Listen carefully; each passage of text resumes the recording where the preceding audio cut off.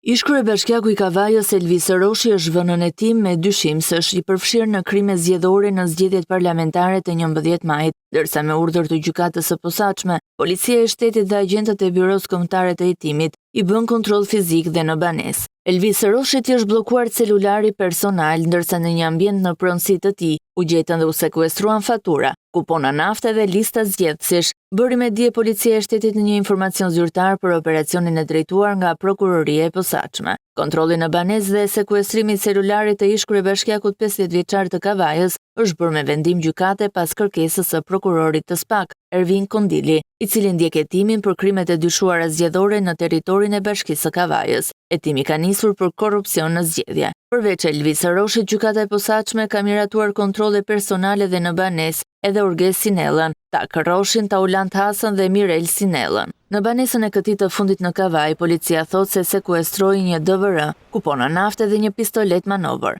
Telefonat celular të sekuestruar do të dërgohen për ekspertizë me qëllim zgjerrjen e mesazheve, bisedave dhe aktivitetit në rrjetet sociale, në kërkim të provave për përfshirjen e dyshuar në krimet zgjedhore. Ndërkohë, listat e zgjedhësve dhe materialet e tjera cilësohen tashmë si provë në dosjen hetimore me dyshim për blerje votash. Roshi, që drejtoi Bashkinë e Kavajës në logon e Partisë Socialiste, në zgjedhjet parlamentare bëri fushat për koalicionin opozitar Aleanca për Shqipërinë Madhështore. Sipas raportimeve, duke u angazhuar në mbështetje të një të afërmi që ishte kandidat për deputet. Ditën e zgjedhjeve, një grua u ndalua nga policia në Kavaj me dyshimin e përfshirjes në blerje votash. Sipas burimeve, ajo ishte ndjekur nga agjentët civil, ndërsa ishte takuar me ish kryebashkiakun e Kavajës dhe në momentin e ndalimit u kap një listë me emra, çka ka ngritur dyshime se bëhet fjalë për një skem të shitblerjes së votës për zgjedhjet e 11 majit. Gruaja është marrë mëtej në pyetje, por detajet për dëshminë e saj mungojnë pasi autoritetet janë treguar të rezervuar për këtë hetim. Një ditë pas zgjedhjeve, SPAK informoi se kishte marrë 156 materiale, nga të cilat kishte nisur 39 procedime për krime zgjedhore.